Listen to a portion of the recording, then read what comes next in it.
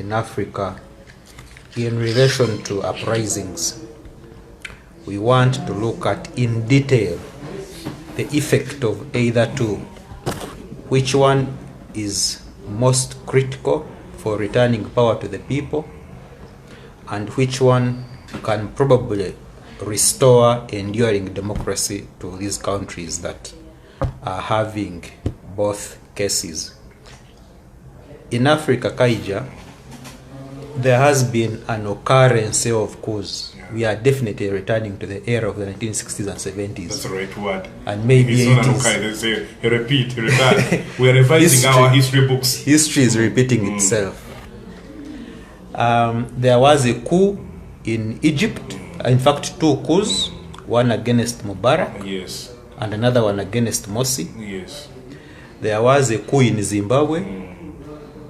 There was a coup in, I think, Idris Deby, Chad. When he was killed, 2021. Idris Deby, that was, people may not look at it as a coup, yes, but Idris Deby died, and the military installed his son. Okay, he did not die, he was killed. Yes, whatever.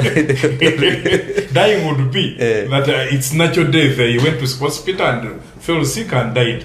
But that's yes, he was so killed. there was a coup in, that is a coup in yes. itself, because Idris Deby's son, yes, nobody agreed on him to succeed his father. Yeah. There is a coup in Niger. In Guinea. There is no, the Guinea-Bissau one failed. Yes, I think it was around 2019 or 2020. 2020. The Guinea-Bissau one. 2021. Yes, 2021. You know, there are a lot of activities in 2021. Yeah. That one, the Guinea-Bissau coup failed. There is a coup in Mali. Mali, a coup in Cote d'Ivoire. Yes. So there is an occurrence, a resurgence, in fact, of coups on the African continent. So the era of military power has come back officially. But also there are cases where there has been uprisings and they have succeeded. Yeah.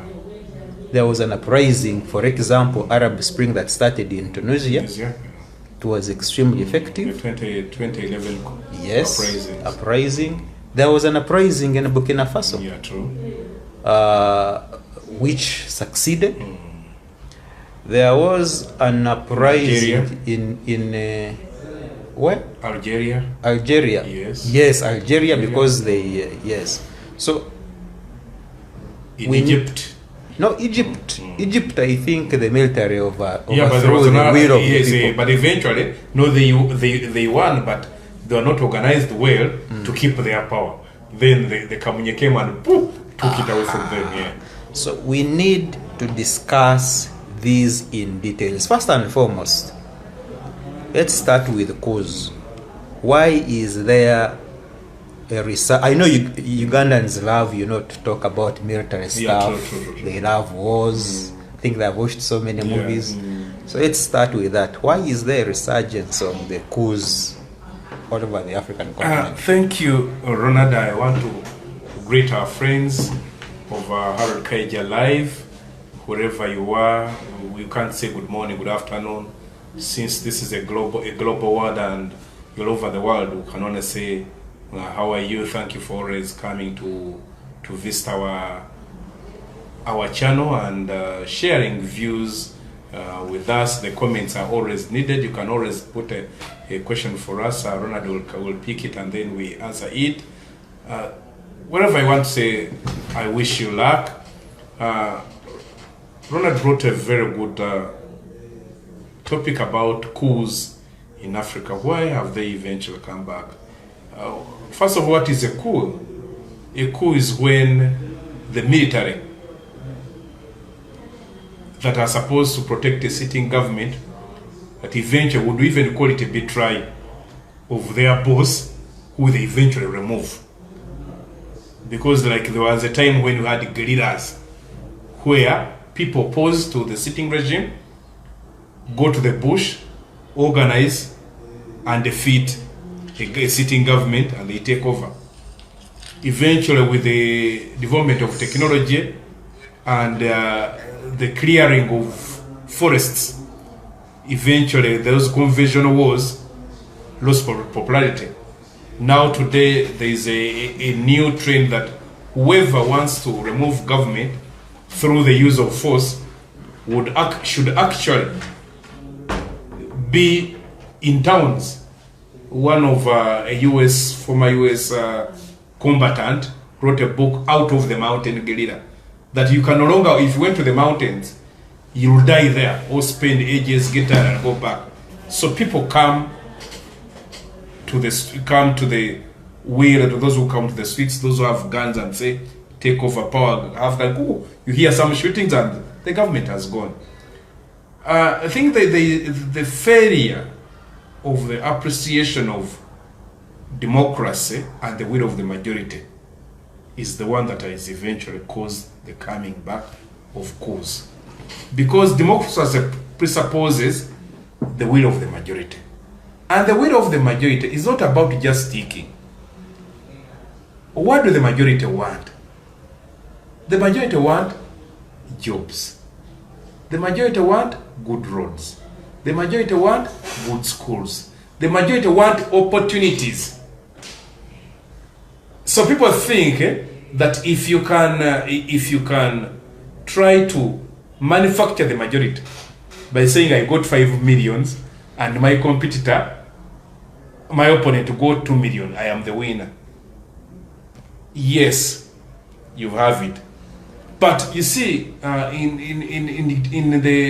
in a book called The Dictators Handbook, they say they are a section of 3 people. They are what they call the essentials. Those are the ones that own the government.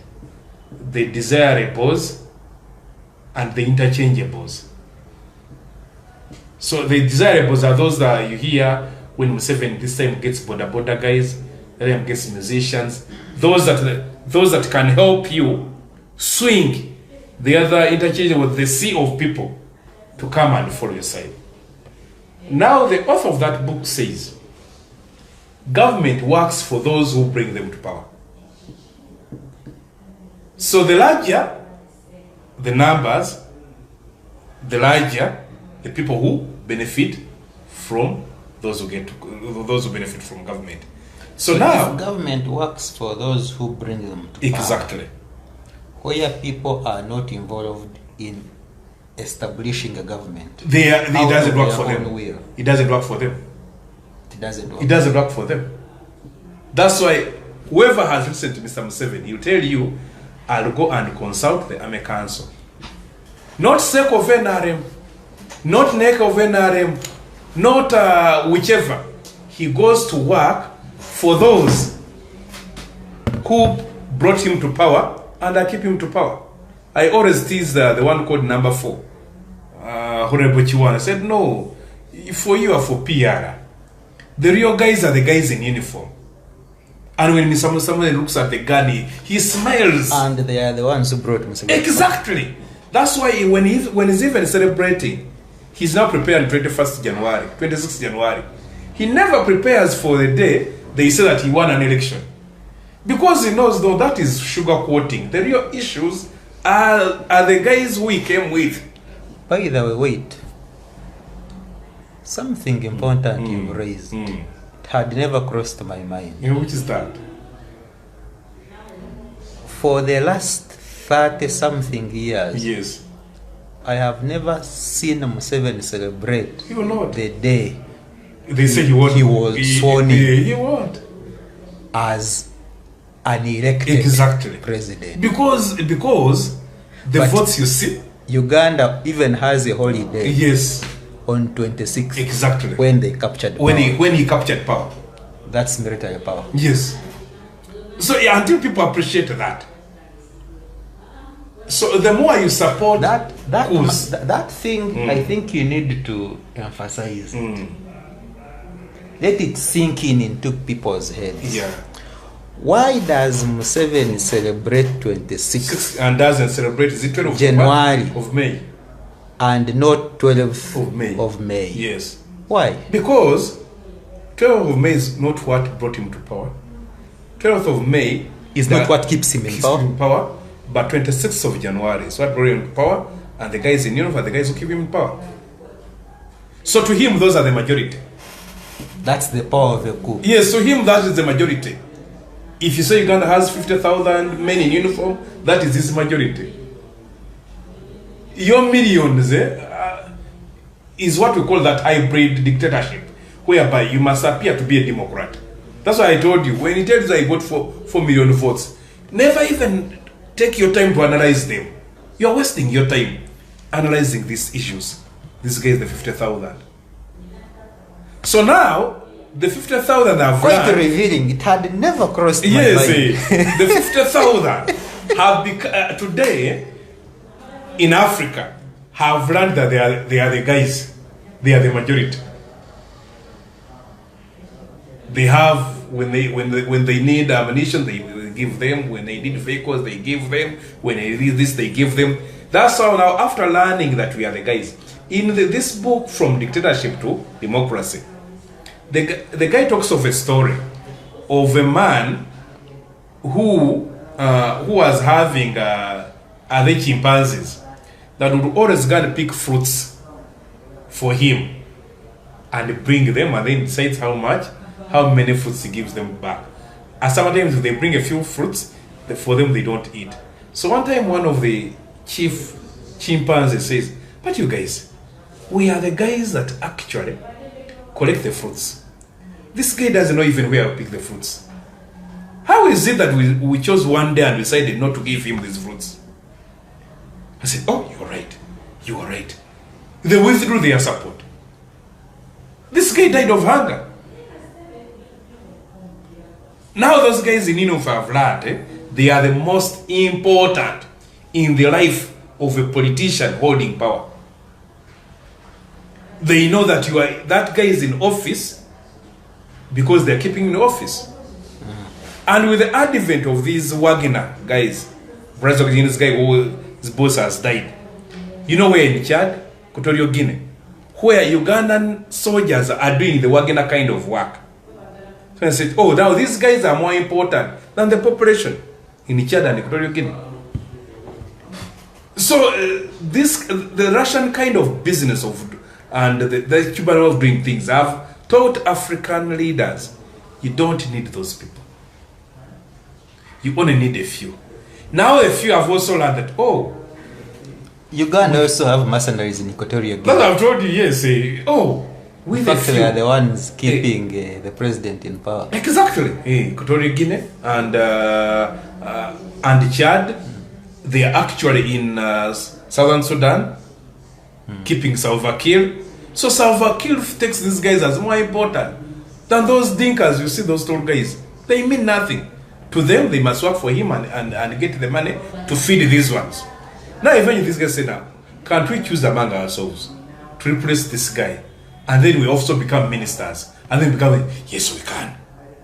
So when the West we can, you see these coups, just give a few reasons to the population, which is already agitated, which already has no opportunities, no roads, no jobs, no schools, no employment, no nothing. So speak about those that for you, you are going to solve those problems. They will listen to you. You saw in Niger, people coming on the streets, that they will fight on the side of the army. You've seen it all over. The doctor talks about here in Uganda, in 1970 when they were here, people went and sat on the tanks. In sub-Saharan Africa, there was a coup in Zimbabwe. Yes. They removed Mugabe. And people celebrated.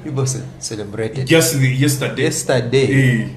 Zimbabwe was holding election. And Mnangagwa did exactly what happened in 2016. Exactly. Even in Harare, yes, they could not have voting materials. Yeah, true. so these coups, when I see people celebrate, I was watching people on TV. I said, this guy don't know what it is. I saw the guys in Mali. I saw the guys in Cote d'Ivoire. Do not know that actually, when a few take power without your support, it is actually their deal.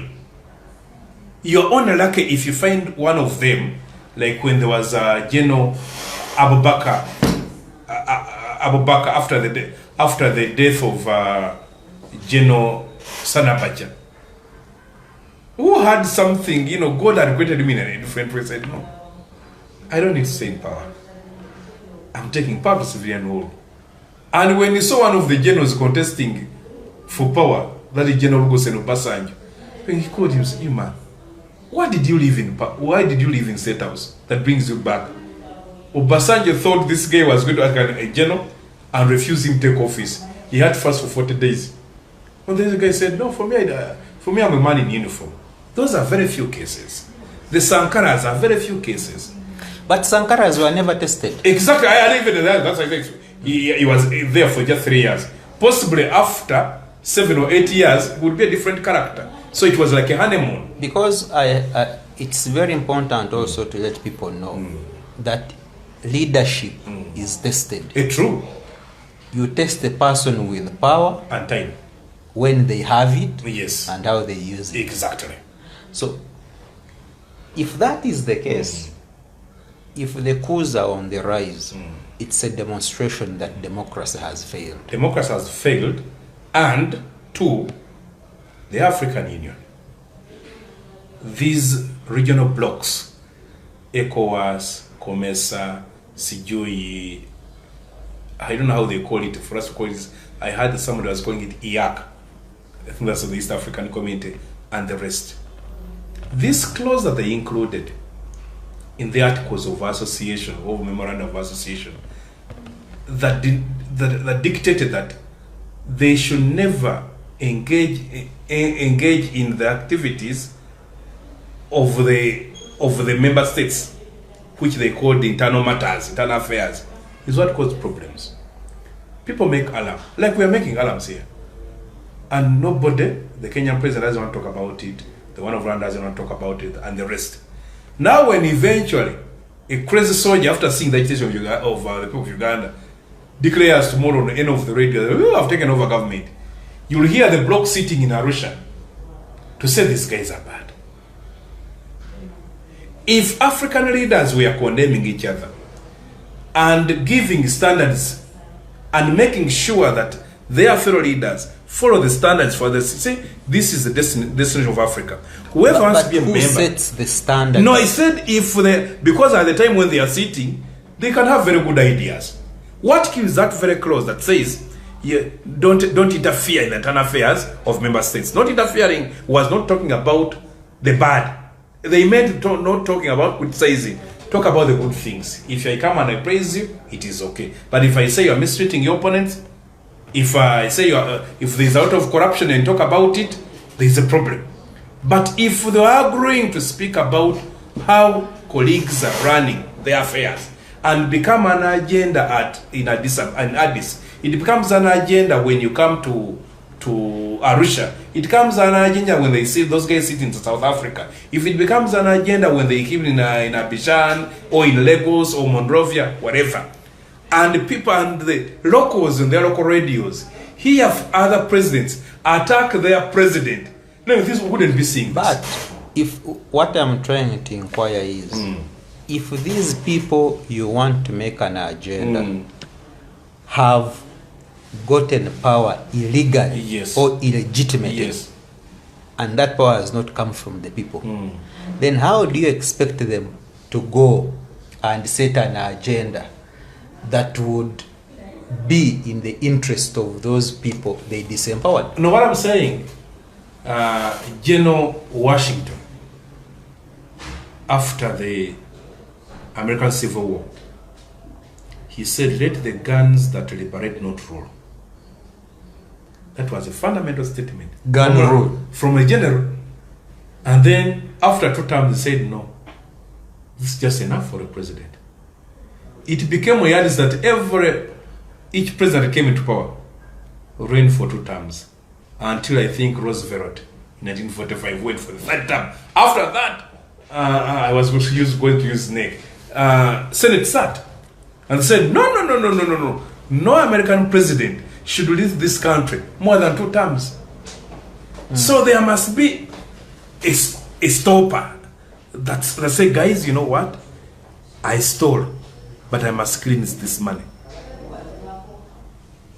until they know that if you want to keep by the sword, take power by the sword and keep it by the sword, eventually there is another one who will remove you by the sword. Like as Doctor keeps telling people, Dr. BESIGYE, that Uganda has never had a president handing over power to another. So if you are the one in the State House and hear that has never happened, why don't you make a record? Do you wait for another one to come and see you out? So that there is no handover. There are no files. There is no nothing. And I see it's like what we're waiting for. So the DNA of African leaders, like I told you last time, that we're having a vacuum of leadership. We will not have leaders, only want people who want to control means of production and control resources. That's the bottom line. If we had people who, like I said, are like Jen Abubakar, who said, no, this is not where I belong. My role is to keep sanity. And you know your perimeters. If African leaders sat and said, yes, what do the people want? This is what they want.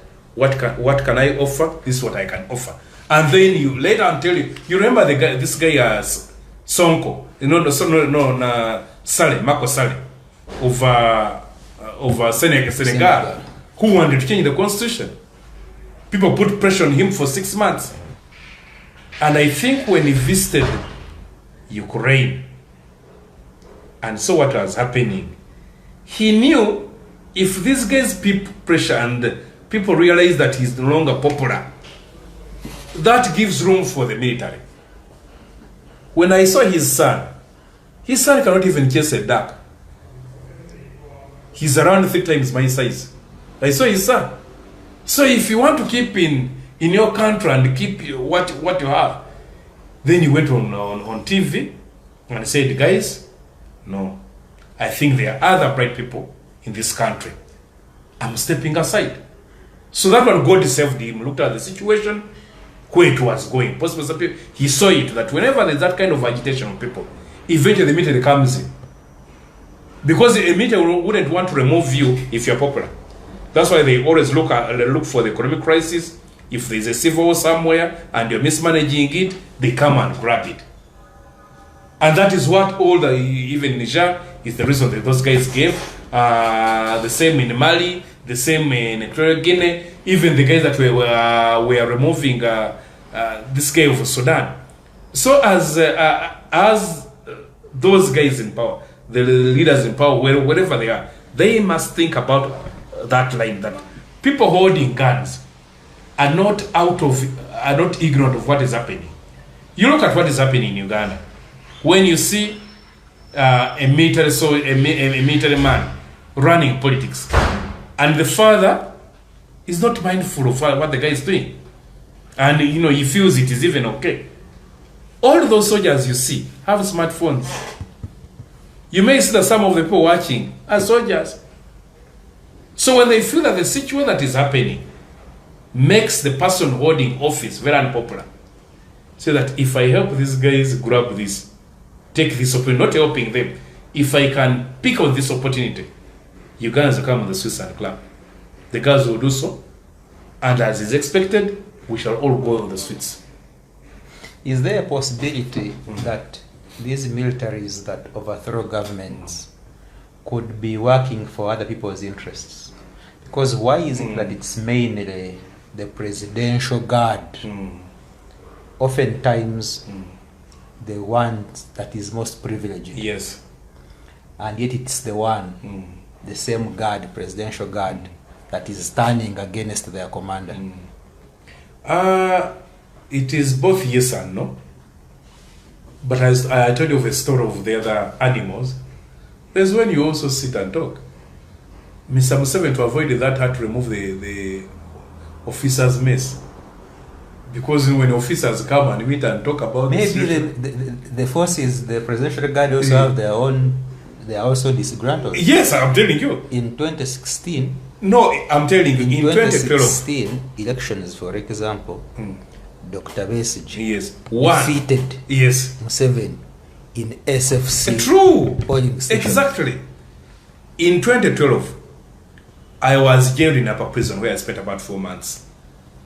Among the inmates were SFC. And what was their crime? Most of them wanting to desert, to go to Iraq. And yet they are the most privileged. Exactly. Of the entire forces. Wanting to go to Iraq and Afghanistan, where they were taking Uganda, and they said possibly the pay is good. 2, robbery. You don't go to robbery when you have something, because there is a risk of being arrested. It is not a privilege that you say, I went and stole. So that tells you, because soldiers don't talk about their plight. You remember the other guy who recorded a video, a driver of the judge? The judge, yeah. Yeah. If you spoke to all drivers of public service, they thought the guy was speaking for them. You saw the story of Private Sabit when he shot The Minister Ngola, Kane Ngola, and what he wrote and those words of his story, and eventually how other soldier bodyguards were saying that this guy is a hero. So because they are in forces, people don't say, you see, they have not paid my money. They don't say we have not eaten. They don't say the money is not enough. So they keep quiet. Possibly what they do is that, so that can happen. There also could be another force. But of course, even another force that comes in looks at how they are treated. You don't find a fat cat treated well with milk to say you're giving it milk. If you want your dog to keep your house well, make sure you feed it. But if it has to go to the neighbor to go and pick something, eventually it will defend the neighbor against you. So if the privileged force within a national force is disgruntled, because even here in Uganda, where you look at SFC, they have the most modern weapons. Yes. They have the best They don't uniforms. And they don't eat They uniforms. dress well. They block us on all these roads in Kampala, and you look at look them. for their families. If what is perceived to be a privileged force is disgruntled, then what is the problem? No, Who is controlling? No, you see, when people, as you said, when people are tested with the power and they take long with power, they eventually try taking things for granted. And there's that saying where they feel, don't give soldiers out of money. Or even others who don't want to give their employees out of money. Say, when you give an employee out of money, they start thinking about investing. So they don't get committed to your work. Give them little, even if you said it's too much, so you give them in a bit so that they want to keep working. That is what these guys do. Because they want money by themselves. They've actually even, I don't know how to say it. There's a way somebody becomes too greedy than even food that can fill this room if it's not enough. You have heard of colleagues. Or they feel whatever they do for you is a favor. No, it's not enough. You know that you have heard where they say a minister picks an allowance of a bodyguard of 20,000, but the minister's allowance was 500,000 and doesn't take for the 20,000 to the bodyguard. That tells he believes that for him is more interested in money than the bodyguard. It means the politician is more interested in the money than you, the voter, you, the citizen. I saw a video somewhere where somebody was like, these are these comedians that you see, you find Mr. Museveni closing the roads. When actually it is the people he's closing are the people who are going to work to make the tax that he's going to consume. After closing that, the son follows. The wife follows. The brother follows. His ministers follow. Everybody follows. Those who are actually consumers. So overstaying in power eventually erodes people's thinking capacity. To know that you see that those guys out there are hungry. Those guys out there need something. Those guys out there need opportunities. Those guys out there also need this money. That's why you see somebody building a house as small as a hotel. But why is it that with all these coups that have happened in the last 60 years on the African continent, there hasn't been any country that has fundamentally changed by the military men? No, as I told you, by their training, they're not trained to develop. Control. They're trained to control and to push. So that's their training. The training, you see, the way somebody's training determines on how they think about issues. So that's why you see, when you have a president whose whole training is in the military, every budget, even the one of COVID, he's looking for money for the military. If you found a president who is a social worker, he's thinking about roads, thinking about schools, thinking about all that kind of stuff. But they don't think about what is the latest gadget the Americans have made of intelligence. What is the latest protective gear the Russians have? What is the latest gadget that can help me tap phones? Your thinking is about controlling people. And then eventually it creates an artificial fear. At every moment you're scared. So the more soldiers you see around yourself, you feel the country is in the best state. But the other one who's upbringing, always training and works, thinks about, there's this order here. I think we can order this. I think that school doesn't look good. I think we can break it and modify it. The way you are trained and the community you live in and the people you relate to, because you see, when if you're not a soldier, you're trained to be free. Free through thinking, through working. So you want that kind of freedom. But if you're a soldier, you see, people must listen to you. It's about orders and decrees. But is all control bad? Because look, a country like China is a one-party state. Not true. I think it has that the Communist Party of China has total control over its population, its business, its foreign relations, and everything. But it has grown over the last 30 years into now the second biggest economy in the world. You have a Uganda here where there is also military control, virtually one-party state. Yeah, true. But we are a highly indebted poor country. No, you see. So is control, all of it, bad? Yes, control is bad. Some of what we're seeing the Chinese are doing is because of fear. They fear those people. Which square was that? Tiananmen. Tiananmen Square, where they killed, it could have been even 1 million people. People were saying, no, we can't allow this. That's why even they're trying to close China out of the main social media that you're having. No, what I'm saying, of course there will also be demands for democratic freedoms in China. But why is it that where coups have happened over and over again in Africa, there has not been any progress? Yes, and you said, you see, I was bringing about China.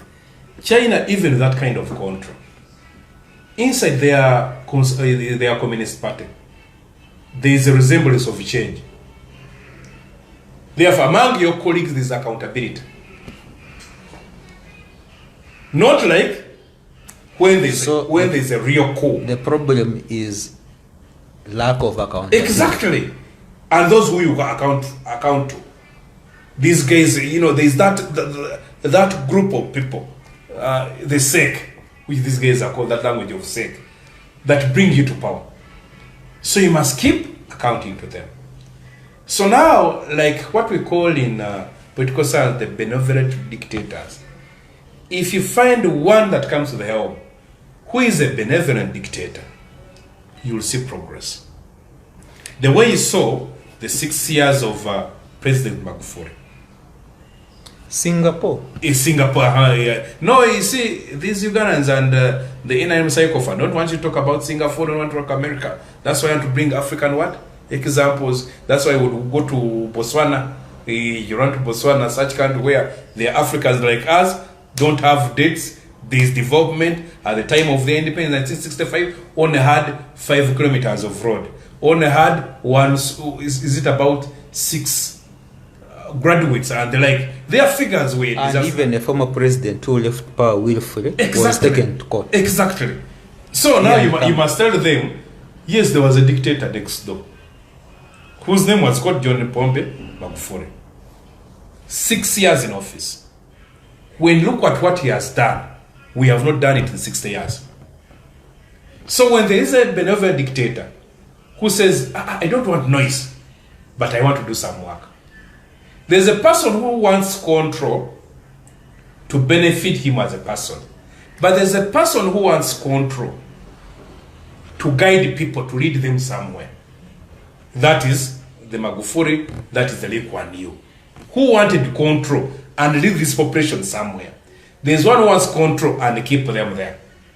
That's the difference. So with the coup, a coup are not like the Magufulis. A coup just, I want power. You see, they tell them the gun is the power. I want power. To use it for what? Nothing. That's why you say a person like Sergeant Doe in Liberia gets a bodyguard to his uncle, kills his uncle, invites cabinet, he kills all of them, invites the generals, he kills all of them. So in a way, he did not want anybody who is more superior in rank and knowledge to be in Liberia. And he said, we have settled everything.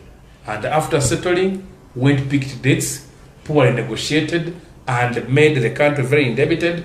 By the time he was removed, a country that had been modeled from the US, which would be actually like a model country, that country, Sierra Leone, they had actually become the worst countries in Africa. So in that sense, if we now establish that coups cannot deliver the change that people want, then do uprisings do that? Yes, the uprisings, if organized, if it is just an uprising without a movement that determines where they are going and what they want to do, an uprising can even cause a genocide. Like you remember the people normally think movement is everything related to energy. Yeah, because they don't want to read. And somebody wrote this one when I retreat that somebody who cannot read must not lead.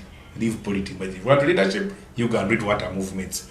The 1789 revolution in France.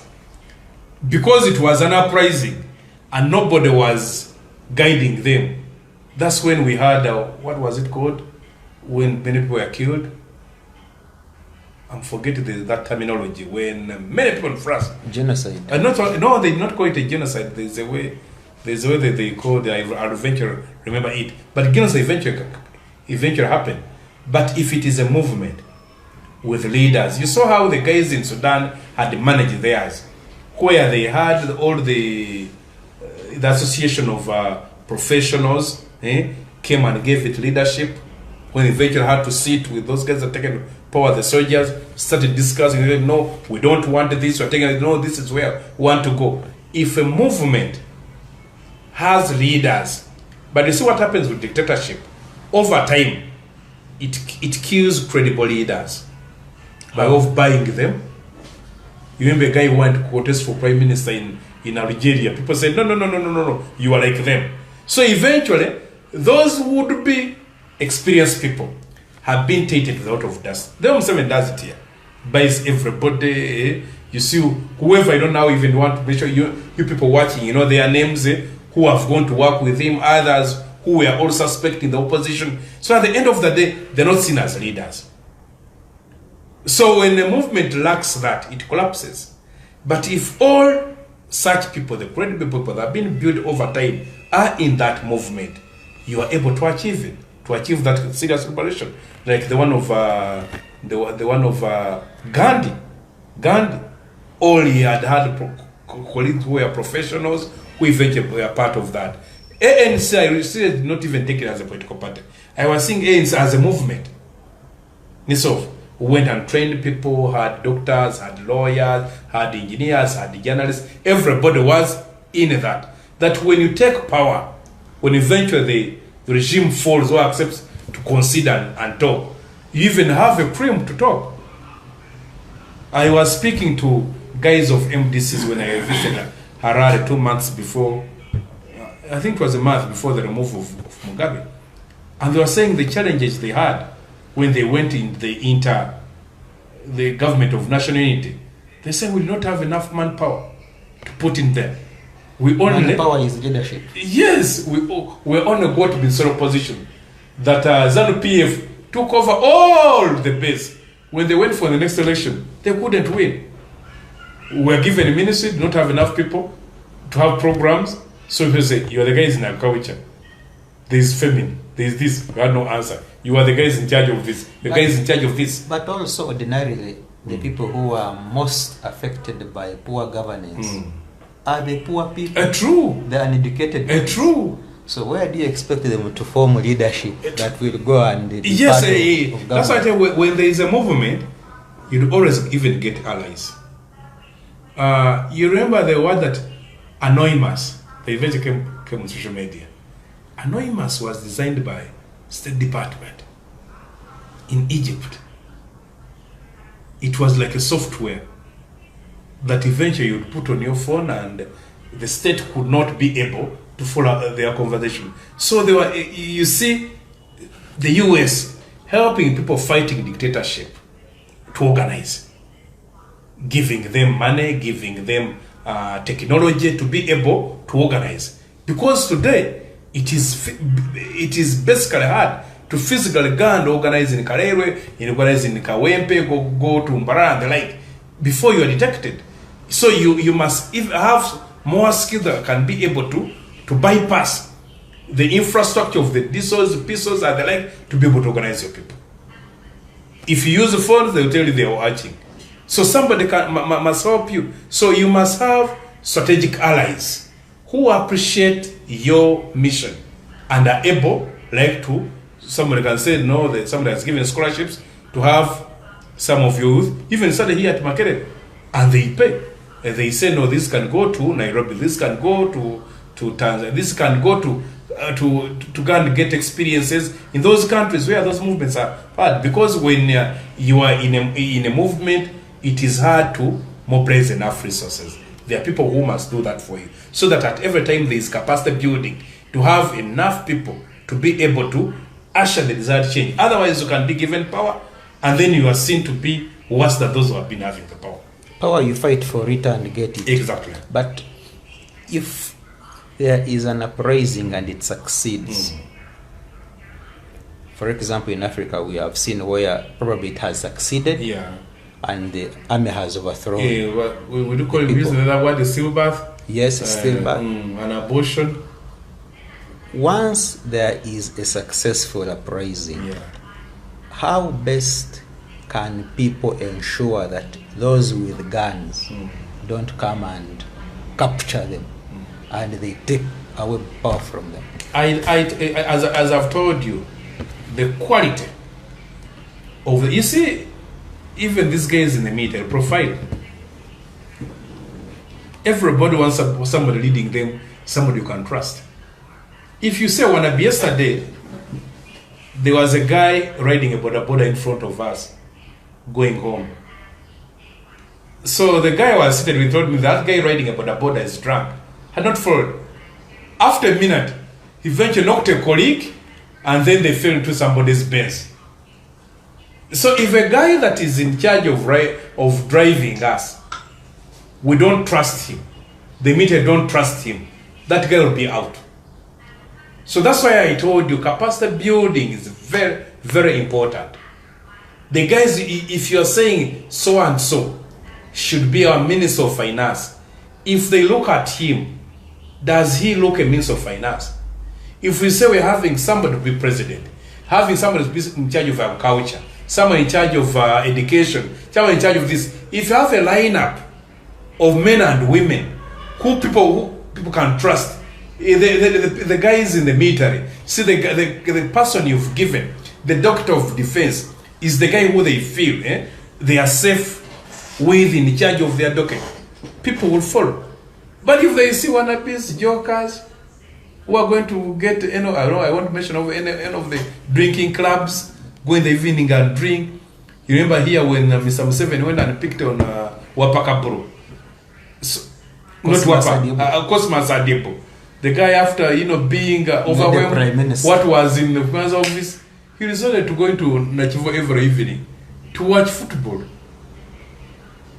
So if such guys are in charge, limited, you see leadership. People must feel you. Oh, that is coming. They must give that natural, not that false respect, where they feel the guy intelligent is going to speak to us. This guy has a plan. Even it's like leading a home. If your children feel you no longer have a plan, they run to the mother. If they also find the mother is devoid of a plan, the children find girls, I can see even if it's at 11, what about them? I don't mind about them.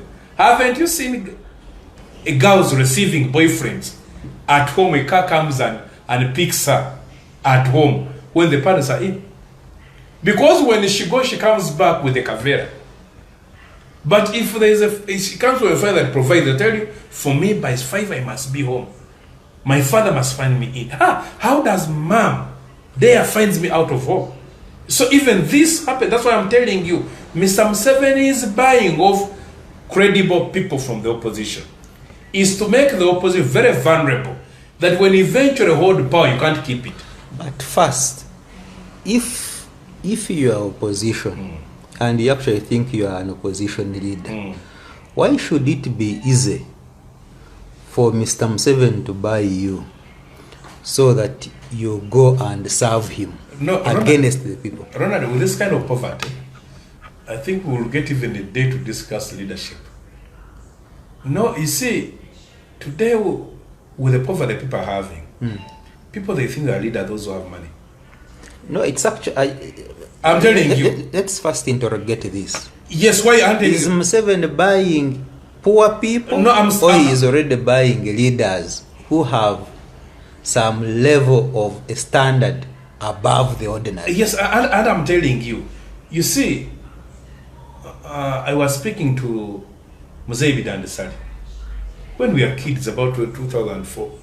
Said that what Museveni has brought in this country is that people are not supposed to be leaders, have joined politics. When somebody comes and contests, tomorrow they call him a politician. So politicians have betrayed us.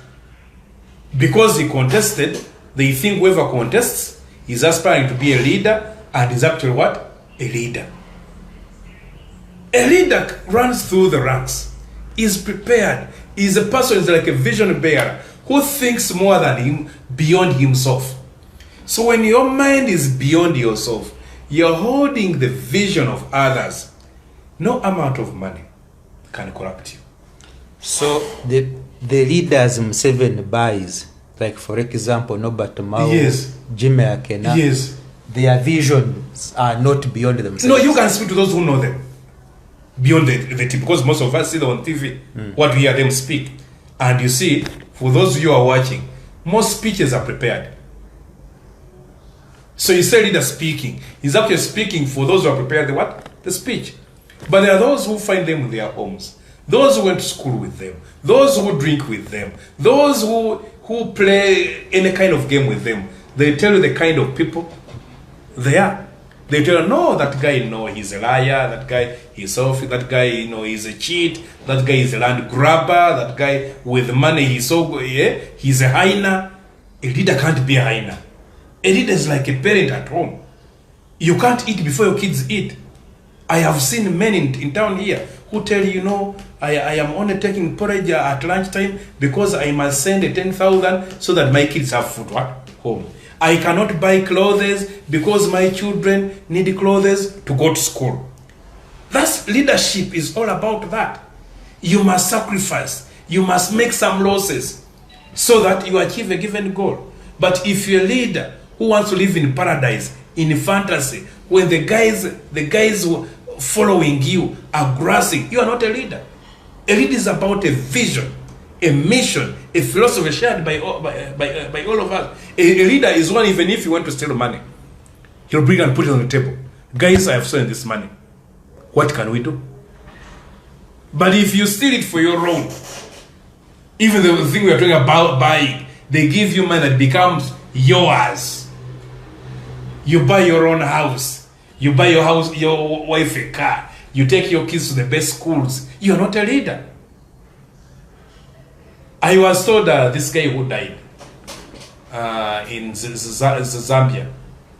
Sir, that guy who died at the airport in Cairo. Is that the Zambian president died at the airport in Cairo? Chiluba. No, Chiluba. Chiluba is alive. There's another guy who died. Is Sata. Oh, Sata. Sata was on the opposition. I find myself telling you this on air. They realized that Taiwan wanted recognition from the UN. Sata went to the Taiwan people, Taiwan government, told you guys, if you give us money, we win this election, we shall go to the UN and speak for you. I'll mobilize SADC so that you have about 20 countries who say Taiwan must be recognized. They gave him money. And true to it, he came and bought the money and gave it to his colleagues and they all won. And he became president. But of course, as you know, African leaders, after winning, that was his mission. And the party mission was to win. The Chinese came knocking, said, we know of your plot, but we are giving you this. Loans and these projects. He abandoned the other what? And I even suspect that he might have died at airport because of that deal. But what he picked, he brought to the what? To his colleagues. That we have this, we have got this, can we share it? And they had the highest number of MPs, they overwhelmed the guy in power. Was it Lungu? They overwhelmed him and they took power. That is the guy who has a mission, we shared with the colleagues, and whatever he does it in the interest of all those that are in the mission. Now,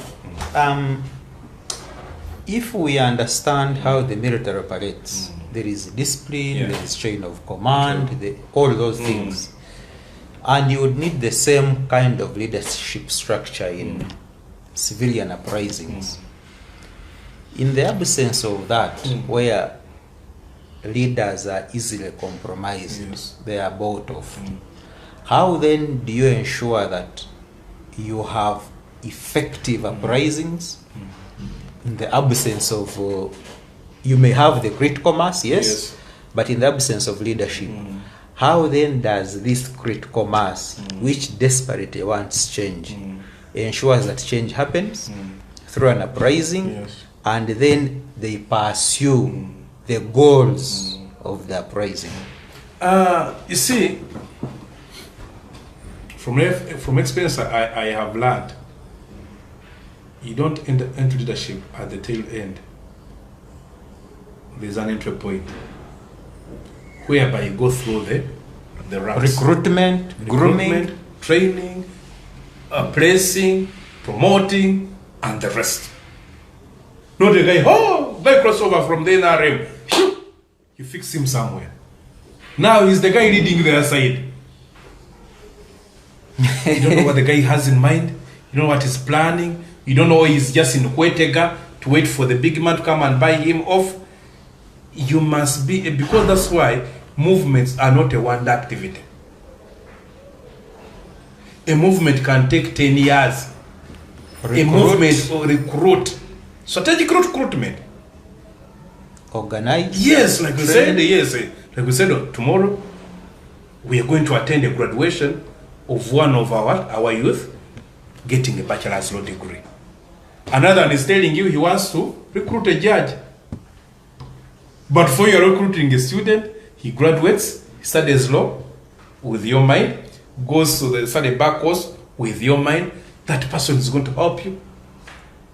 You give her assignments, she executes them. Even if she's going to shake it is hard to that person to completely get what? Derailed. But we think you're going to pick people from the top, insert them there, place them. Those are galacticals. It's only Real Madrid that uses that. But serious movement must have people who are joined by what we would call an ideology. They have the same vision, aspiration. There's a philosophy. They know each other. You ask him, do you know somebody? There is even a village where he knows a person who is in the ranks. But you pick the guy from, who is that one? I don't know, that kind of stuff cannot seriously work. We must be able, in all those countries where they have succeeded, they'll tell you, it's not a 1 year activity, it's not a 2 year activity, they've spent like a decade. Others even 20, others even 30 years doing that. Gandhi's movement was 40 years. Until when you got there, the revolution that brought this guy in Cuba, that guy who died recently, I always call him the brother Castro. It was 120 years. ANC took even 90, it was 72 years. 72 years is. That's why you see, even after getting power, UNITA took 40 years and still never got power. Exactly, yeah, true. If you think it's those are small fixes.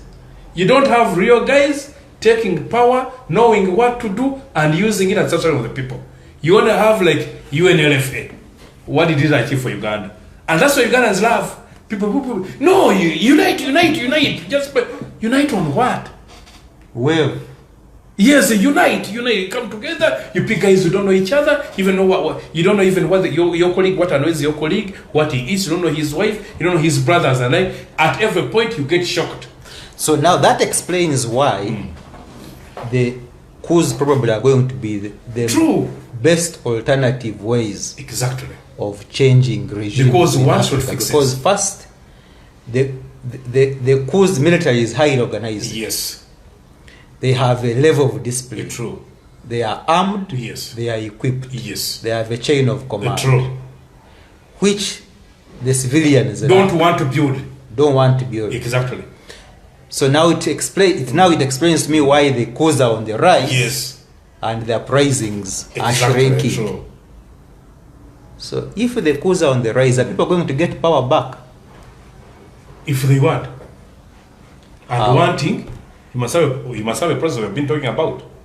You must do what you must do. You must take necessary sacrifices. You must allow to take that time. Like if what we have been building, just an hour ago I was speaking to a guy that we started with 2001. No, I want to come and meet him and say, there's some ideas I want to share with him.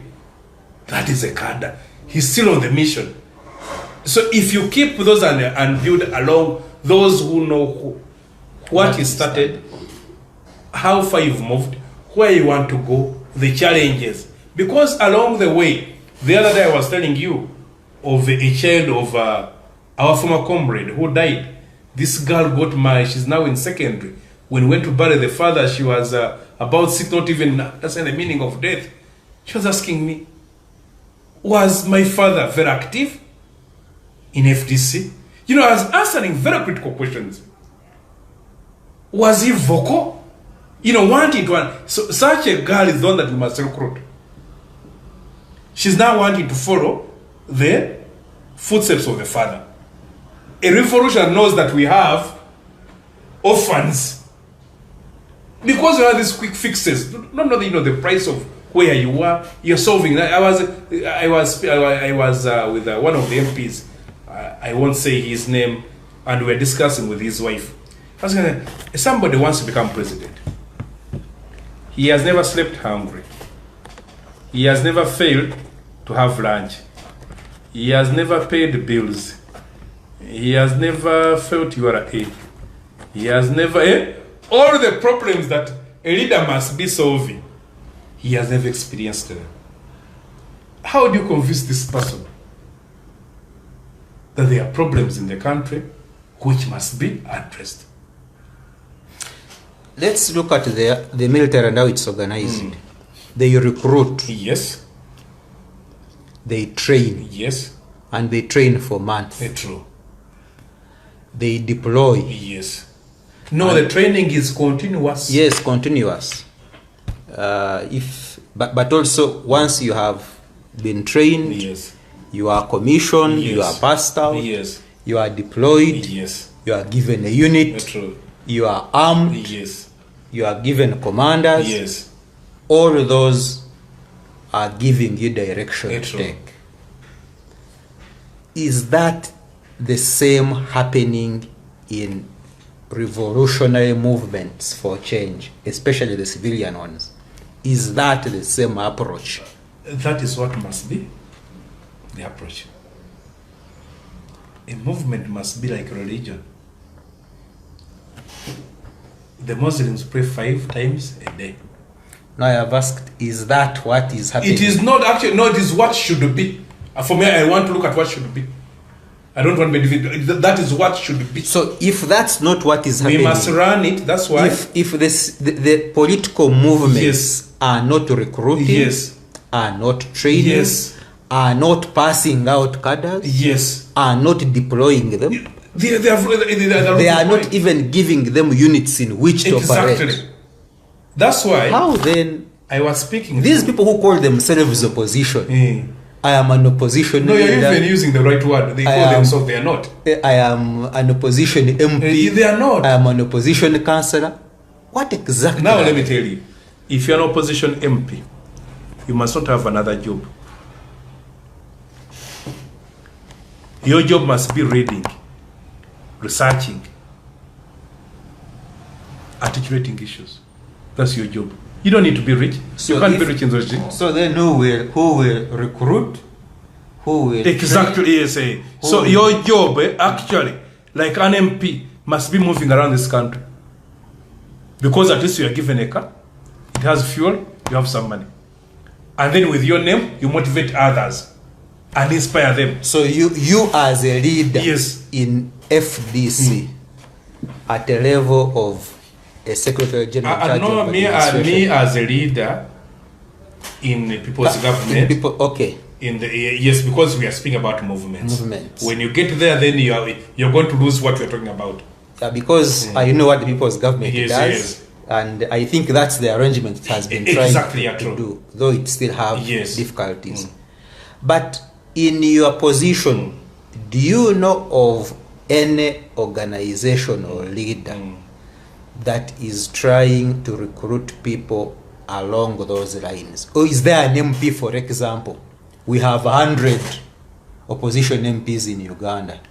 Is there a single MP that is recruiting, training, passing out cadres, deploying them to go and even establishing units to go and fight Museveni?